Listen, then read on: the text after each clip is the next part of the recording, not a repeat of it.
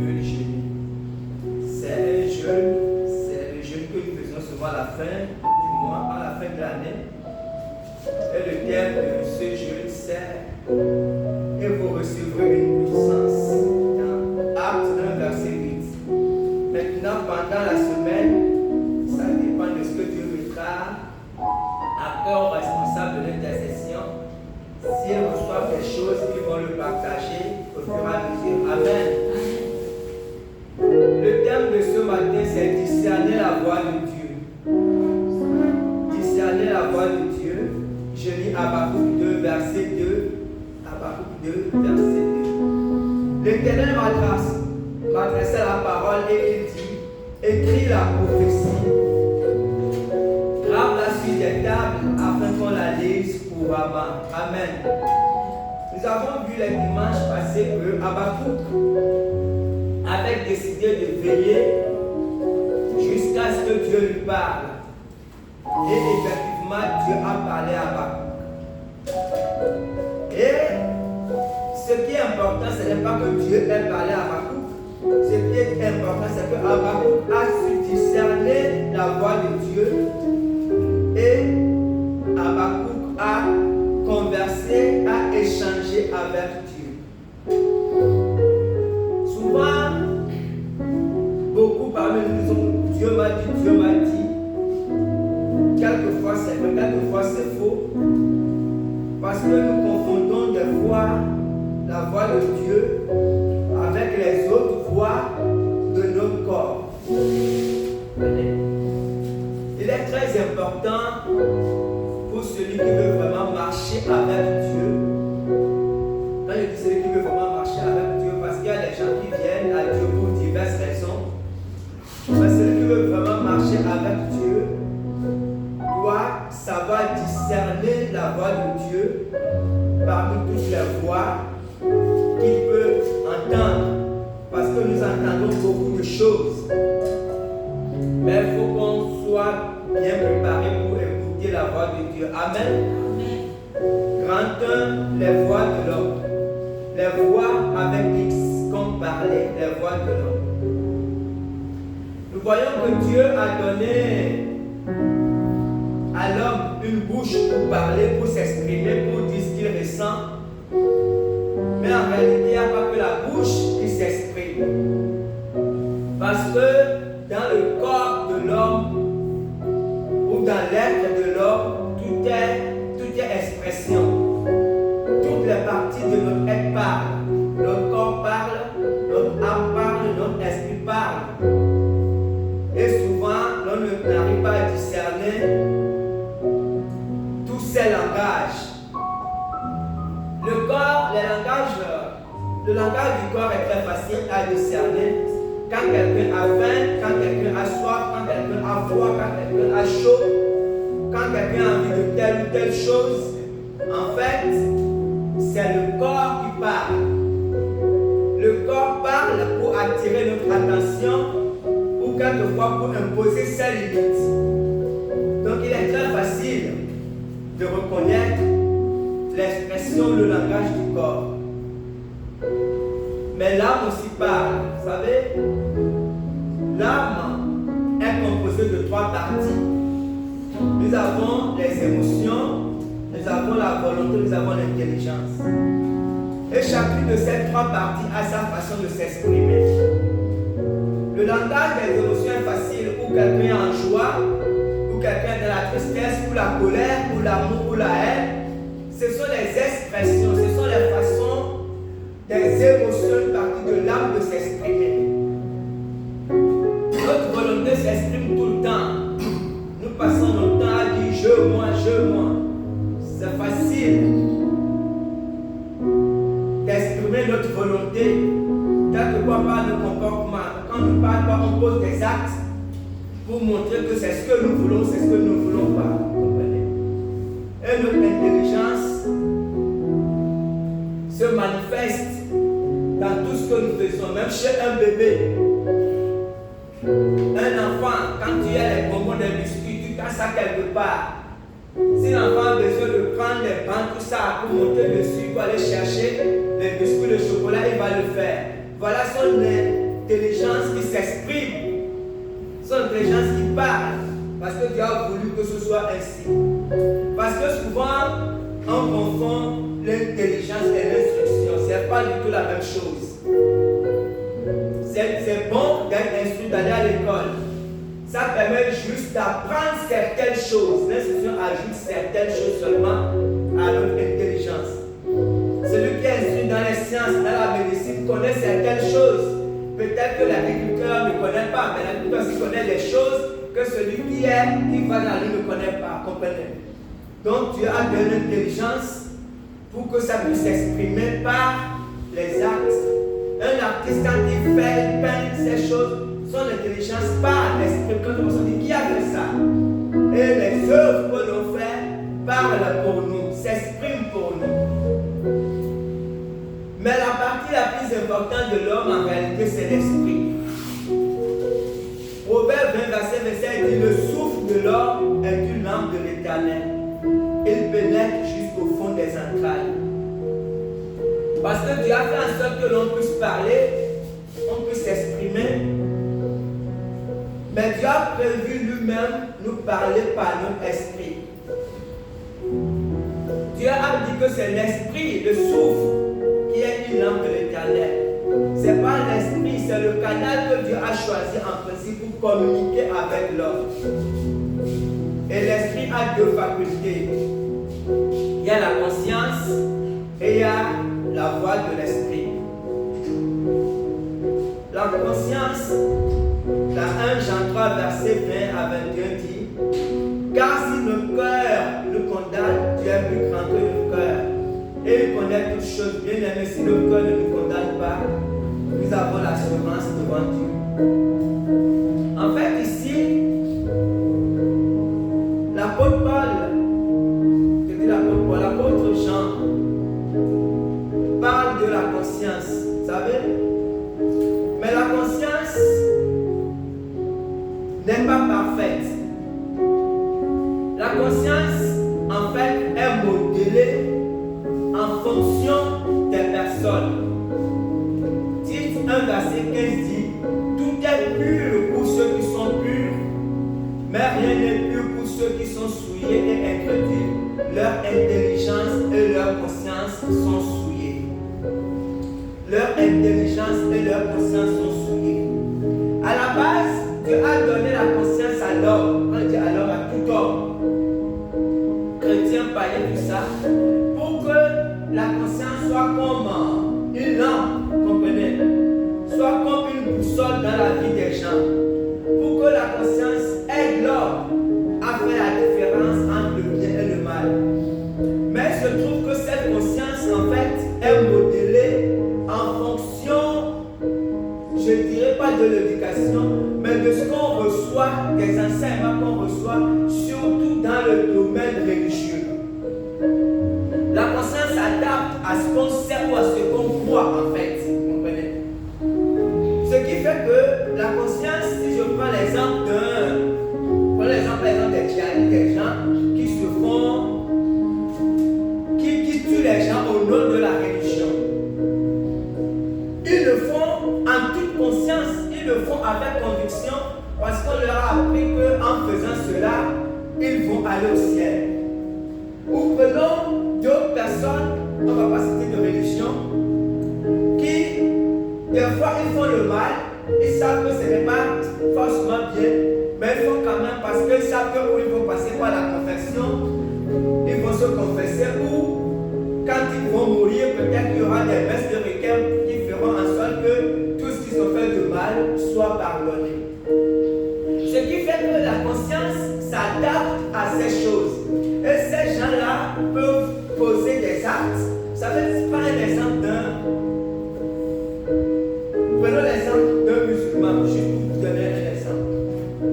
Un musulman intégriste. Un musulman intégriste, pour rien au monde, il ne prendra de l'alcool. Tu peux l'obliger, il ne va jamais prendre de l'alcool.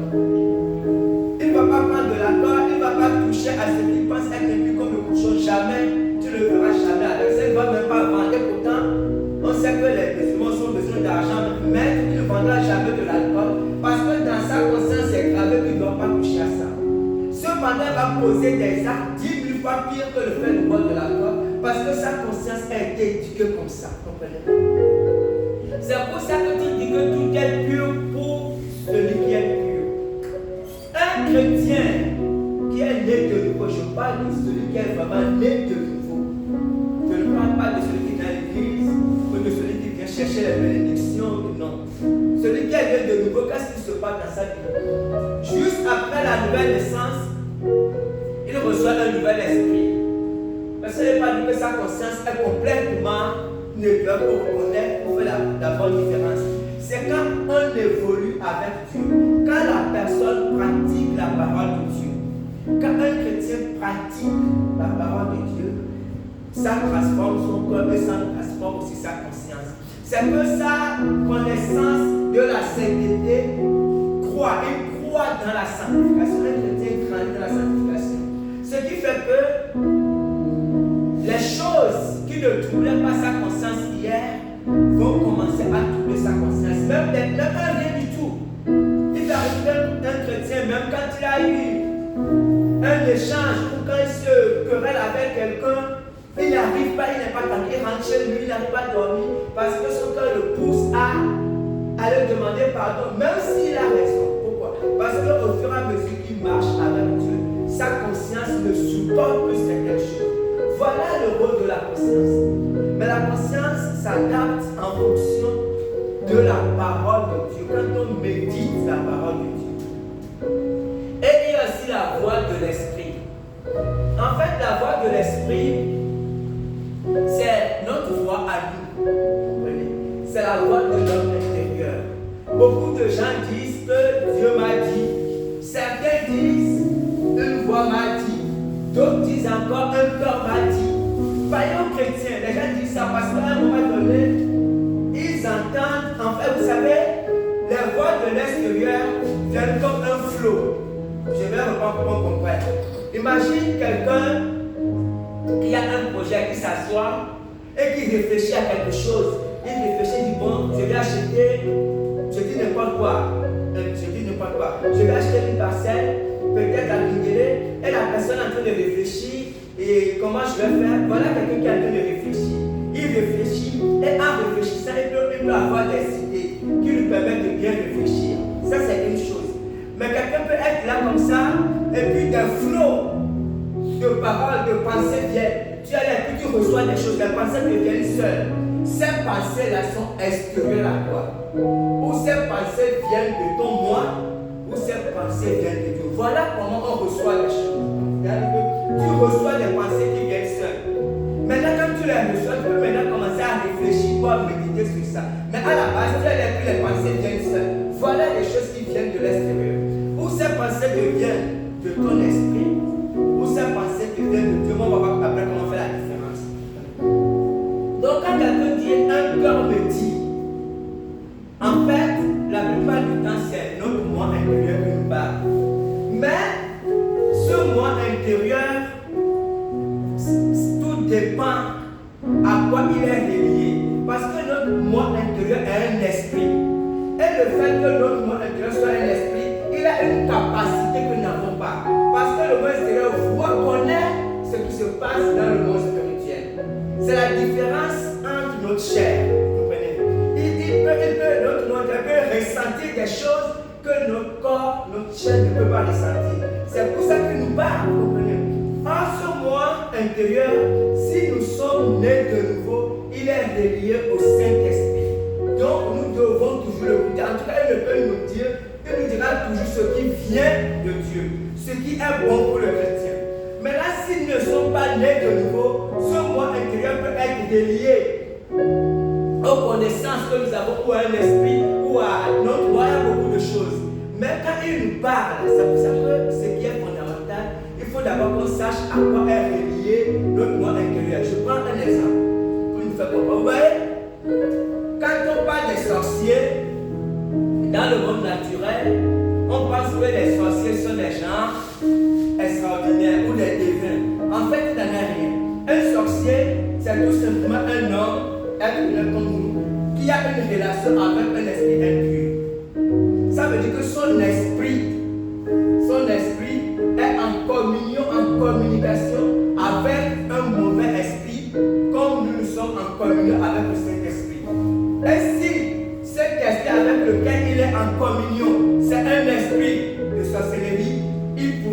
sortir, il sort de son corps. Parce que l'esprit peut sortir, il sort, son esprit sort et il peut se voir parce qu'il a une relation avec l'esprit. Et c'est la même chose pour ce qu'on appelle l'esprit de Pluton, l'esprit de divination. C'est un homme qui a une relation avec un esprit de divination. Il peut te raconter des choses, vous comprenez? C'est ça. Ce qui fait qu'un homme, en fait, il n'est pas seulement ce que nous voyons. L'erreur que les gens font souvent, quand tu vois une belle femme ou un bel homme, tu vois un bel homme beau, mignon, tout ça, riche, tout ça, ou tu vois une belle femme magnifique, tout ça dans sa voiture, tu penses, mais la personne n'est pas que ce que tu vois. Un homme, une femme, est ce qu'est son esprit. En réalité, les vraies personnes, c'est ce qu'il est dans son esprit. Est-ce que c'est quelqu'un dont l'esprit est attaché à un esprit méchant ou à un esprit de sorcellerie, à un esprit de fétichisme, ou si c'est quelqu'un dont l'esprit est attaché au Saint-Esprit.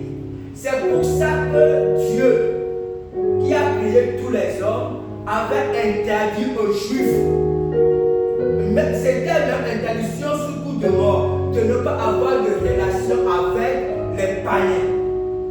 C'est que Dieu a toujours contre les païens. Dieu a dit pourquoi? Parce que c'est des gens qui étaient en communion avec les mauvais esprits. Et Dieu dit que évitez, sinon ils vont vous mettre en relation avec les mauvais esprits. Et c'est la même chose. Quand par exemple, on interdit aux chrétiens de ne pas épouser les non-chrétiens, vous savez, quand une fille amoureuse ou quand un homme amoureux, il ne comprend pas ce qu'il veut. Mais c'est des choses très très importantes dans le monde spirituel. Parce que la Bible dit que ce n'est pas que vous soyez en communion avec les mauvais esprits. Donc quand tu vois un homme, quand tu vois une femme, il peut être brillant, il peut être qu'est-ce qu'il soit, il peut être intéressant, ça n'a rien à voir. L'intellectuel, c'est au niveau de l'âme.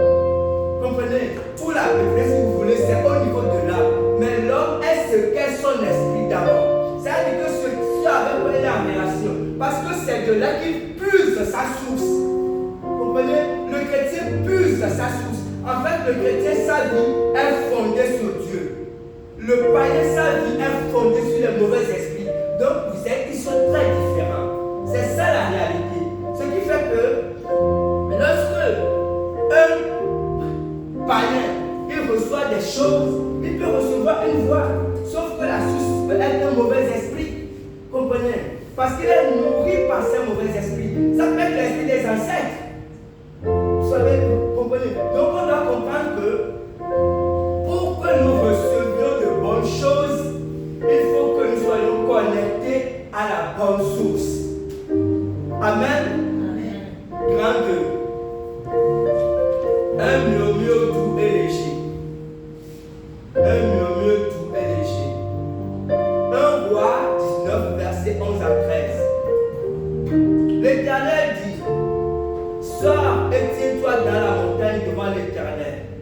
Et voici l'Éternel passa, et devant l'Éternel, il y eut un vent fort et violent qui déchirait les montagnes et brisait les rochers. L'Éternel n'était pas dans le vent. Et après le vent se fit un tremblement de terre. L'Éternel n'était pas dans le tremblement de terre. Et après le tremblement de terre, un feu. L'Éternel n'était pas dans le feu. Et après le feu, un murmure doux et léger. Quand Élie entendit qu'il semblait ne pas le visage de son manteau, et il sortit et s'était à l'entrée de la caverne, et voici une voix fit entendre ces paroles: que fais-tu ici, Élie? Nous avons vu dimanche dernier que Élie, vous savez, Élie est parti se plaindre auprès de Dieu. Élie était l'un des grands prophètes de la Bible. Et à un moment de sa vie, il n'était pas content, il est parti se plaindre auprès de Dieu.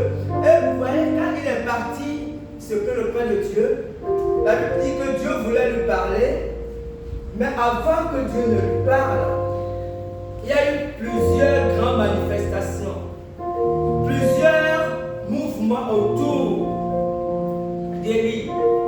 Des événements, il y avait beaucoup de bruit, le vent, le feu, tout ça.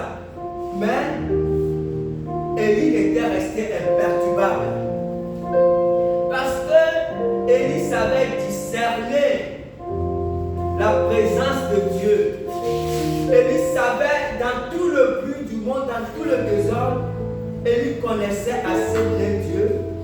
savait discerner la présence de Dieu. Et lorsque Élie a entendu une voix douce, la Bible dit Élie savait que Dieu était déjà là. Et Élie s'est couvert le visage. Vous voyez, la voix de Dieu est une voix terrifiante pour les ennemis de Dieu, pour les adversaires de Dieu, pour ceux qui ne connaissent pas Dieu. Mais lorsque Dieu parle à ses enfants, c'est toujours et toujours une voix douce. Si quelqu'un vient te dire que Dieu m'a parlé et me protège, il faut dire là, ce n'est pas Dieu. Dieu parle toujours. C'est-à-dire que Dieu, même quand il te donne des conseils, Dieu t'avertit pour quelque chose. Dieu dit toujours avec amour. Toujours la voix de Dieu. Dieu, il viendra un temps où Dieu va montrer son jugement, où Dieu va se déchaîner et les hommes vont voir de quoi Dieu est capable. Mais pour le moment, ce que Dieu prêche, c'est l'amour. Pour le moment, ce que Dieu prêche, c'est le salut. Même quand le méchant, il y a beaucoup de gens qui passent leur temps à insulter Dieu, à dire des choses vraiment, même quand tu entends, tu seras choqué. Mais en même temps, ce que Dieu veut pour cette personne, Dieu veut que cette personne soit sauvée. Dieu veut que je vais parler de ça. Dieu veut que le chrétien continue à prier pour cette personne. Juste une parenthèse, j'ai oublié ça, mais ça m'est revenu. Le fameux songe de m'évaluer sur maman. En fait, c'est un esprit d'évangélisation. C'est un don d'évangélisation. Et je pense que ce n'est pas la première fois, peut-être que Dieu, je vais dire ça comment, que Dieu attire l'attention de ma maladie. Parce qu'il y avait déjà eu quelque chose à l'hôpital, elle avait témoigné. Elle était partie à l'hôpital, elle me sait de quoi je parle. En fait, Dieu veut l'utiliser pour gagner les autres. Et ce qui est extraordinaire, c'est qu'elle n'a même pas besoin en fait d'aller chez quelqu'un, de prêcher. Dieu m'a dit non. C'était le cas, c'est qu'elle chantait seulement. Et quand elle chantait, les gens étaient touchés. C'est comme si elle les évangélisait. Donc c'est un esprit, c'est un don. En fait, c'est un appel dans sa vie. Et que Dieu l'aide à réaliser ça. Amen. C'était juste une parenthèse. Ouais? Donc, ce que Dieu veut, c'est que les gens soient sauvés. Donc, pour le moment, Dieu parle toujours. Si tu veux recevoir quelque chose de Dieu, quelle que soit ta situation, même si tu as péché hier, Dieu ne va pas venir te dire que parce que tu as péché, tu vas. Non. Dieu va venir, Dieu va attirer ton attention sur ce que tu as fait hier. Peut-être que Dieu va te montrer que tu as été méchant, tu as été injuste, tu as été. Mais Dieu fera tout ça. Et si c'est Dieu, plus Dieu fait ça, plus tu seras brisé, plus tu auras envie de pleurer. Parce que Dieu va t'amener, Dieu va mettre le doigt sur ce que tu as fait, même pas pour t'oppresser, au contraire, pour te manifester ton amour. Parce qu'à la fin, Jésus va te montrer que mais pour toutes ces choses que tu as faites, lui, il a déjà payé pour toi. Amen. Voilà comment Dieu parle. Et ici, vous savez, pour revenir à Élie, quelque chose d'extraordinaire. Dans 1 Roi 19, verset 15 à 16, que je vais lire, l'Éternel lui dit, va, reprends ton chemin par le désert jusqu'à Damas, et quand tu seras arrivé, tu prendras Hazaël pour roi de Syrie. Tu prendras aussi Jéhu, fils de Nishi, pour roi d'Israël, et tu prendras Élisée, fils de Shaphan, d'Abel-Mola, pour prophète à ta place. Je dis, on revient au grand Élie. Voilà Élie qui est parti se plaindre auprès de Dieu. Il a dit à Dieu, j'ai fait des choses extraordinaires. Et je suis resté, et voilà, on veut me tuer. Et Élie a fui Jézabel. Il est parti. Il voulait aller se cacher, comme on dit, dans les jeux de Dieu. Et Dieu lui a dit, mais qu'est-ce que tu fais ici? Élie s'est exprimé. Dieu a dit, ok, maintenant repars. Vous savez, Dieu dit, reprends le chemin. Et quand tu vas arriver, tu feras ça, tu feras ça. et tu poindras Élisée, fils de Shaphan d'Abel-Mola. En fait, qu'est-ce qui se passait exactement? Voilà quelqu'un qui est parti se plaindre auprès de Dieu. Au lieu que Dieu le console pour dire, oh pauvre Élie, c'est vrai que tu as beaucoup souffert. Au contraire, qu'est-ce qui se passe? Dieu lui montre qu'il va le mettre à la retraite. Et Dieu ne le met pas seulement à la retraite. Dieu dit, voici la relève, à toi de former la relève, et puis après, tu partiras. En fait, c'est ce qui s'est passé. Parce que quand Élie est reparti, vous verrez qu'il a choisi Élisée. Vous savez, c'est ça qui fait la différence entre les vrais hommes de Dieu, j'ai envie de dire les vrais hommes de Dieu. Parce que, vous savez, quand on est un grand homme ou une grande femme, on ne se voit pas, on voit l'intérêt général ou l'intérêt de la, ici elle voyait l'intérêt de Dieu, où on doit voir l'intérêt d'une nation, ou l'intérêt d'une contrée, ou l'intérêt d'une maison. Parce que lorsqu'on voit l'intérêt public, en fait, on pense toujours à la relève.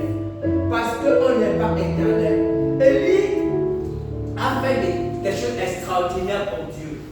Et quand on lit l'évangile, Jésus parle d'Élie en disant Jean-Baptiste, c'est Élie. Comprenez? Parce que Élie était un très grand prophète. Mais Élie savait aussi que pour que l'œuvre de Dieu prospère, il fallait forcément une relève. Et il n'y a pas d'homme de Dieu, de pasteur, de prophète, quel que soit le titre qu'il te donne, tu ne peux pas être devant un ministère et ne pas te réjouir quand tu vois que Dieu est en train d'agir dans la vie des gens, parce que l'œuvre ne peut jamais prospérer s'il n'y a pas de relève. Si tu penses que c'est toi, tu es déjà mort, tu es passé à côté. Et c'est pour ça que Élie, quand il a eu la relève d'Élisée, Élie a formé Élisée avec joie parce qu'il était rassuré, savait que s'il part, l'œuvre de Dieu va toujours continuer. Et c'est ce qui a été fait parce qu'Élisée a été beaucoup plus grand qu'Élie dans les œuvres. Cependant, dans le Nouveau Testament, on n'a pas parlé d'Élisée, on a parlé d'Élie. Vous savez, c'est ce qu'on ne comprend pas. Parce que les hommes, nous sommes focalisés sur les œuvres. Mais Dieu est focalisé sur le cœur. Ce n'est pas, tu peux convertir tout un village. Les hommes diront que Dieu est grand. Comme tu peux convertir une seule personne, pour Dieu, Dieu est le plus grand. Parce qu'en réalité, ce qui est important pour Dieu, c'est que chaque homme ou chaque femme fasse tout simplement ce que Dieu lui demande de faire. C'est la seule chose qui est importante pour Dieu. Si tu fais ce que Dieu te demande de faire, Jésus a dit, tu es un serviteur inutile qui a fait ce que son maître lui a demandé. Mais aujourd'hui dans l'église, les hommes se battent. Pourquoi? Parce qu'ils ne veulent pas être remplacés, parce qu'ils veulent qu'on les appelle toujours big prophètes. Et c'est une erreur fondamentale. C'est une erreur, ce qui fait que dans les ministères, il y a plein d'églises au Gabon, plein d'églises qui devaient être des églises de feu si les aînés laissaient les autres. Seulement, mais ne les laissent pas parce qu'ils ont peur pour leur réputation. 33 va terminer avec ça, les invités. Les invités. Luc 14, verset 16 à 21. Et Jésus lui répondit, et en donnant un grand souper, et il invita beaucoup de gens.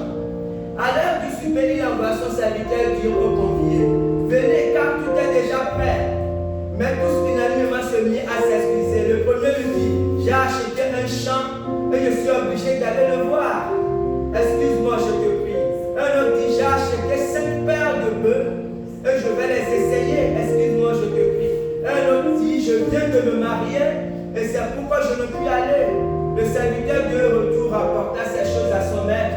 Alors le maître de la maison, irrité, dit à son serviteur, va promptement dans les places et dans les rues de la ville et amène ici les pauvres, les estropiés, les aveugles et les boiteux. Amen. Lorsqu'on lit cette histoire, on comprend que le grand souper dont il est question ici, c'est le retour de Jésus. Ce qui n'est pas tout à fait faux. Mais en même temps, ce grand souper fait aussi référence à la communion, à la relation que Jésus veut avoir avec chacun.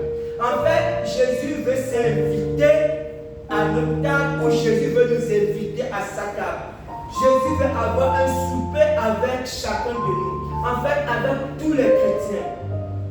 Jésus veut avoir une certaine intimité avec nous. Mais la plupart du temps, nous déclinons cette invitation. Nous donnons beaucoup de raisons. J'ai trop de travail. Vous voyez ici, la Bible parle de champs, de perles, de bœufs. Tout ça représente les possessions, le travail, le commerce, les activités. C'est des raisons valables.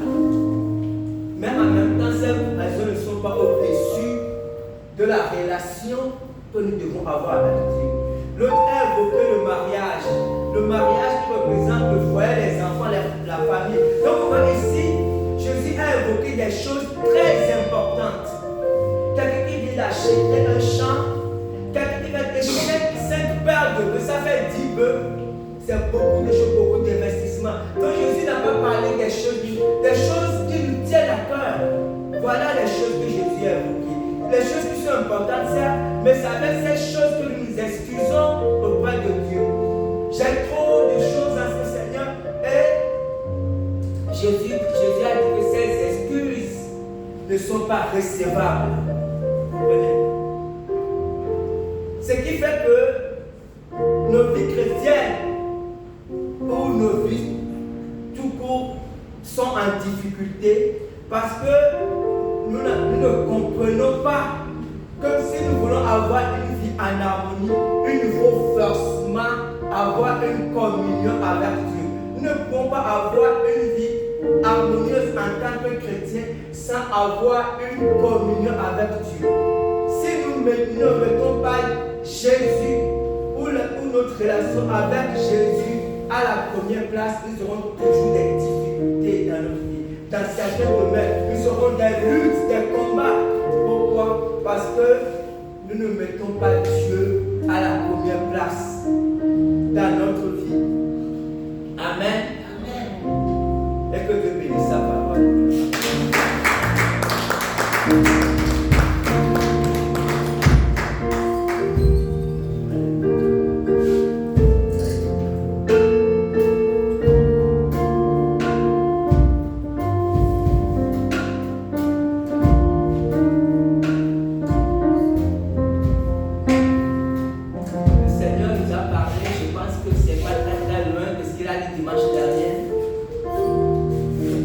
Attirer l'attention de chacun des uns des autres sur la place.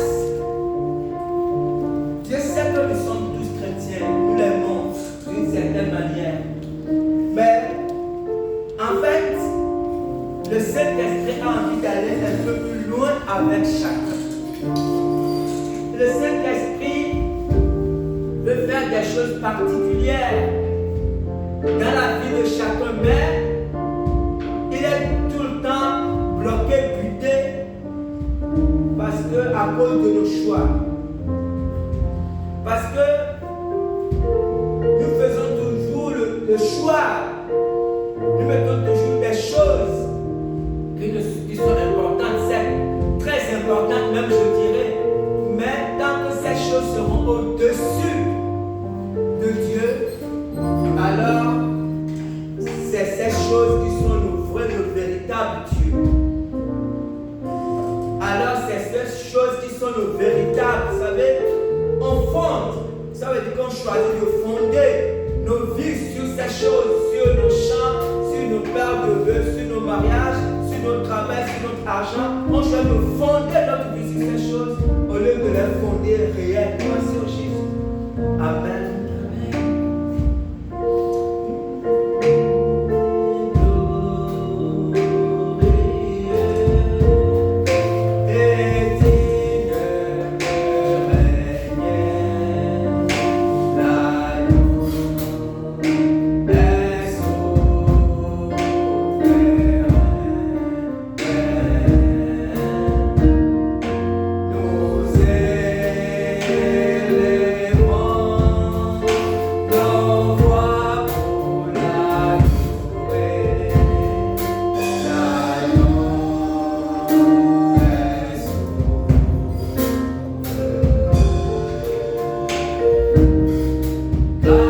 Gloire,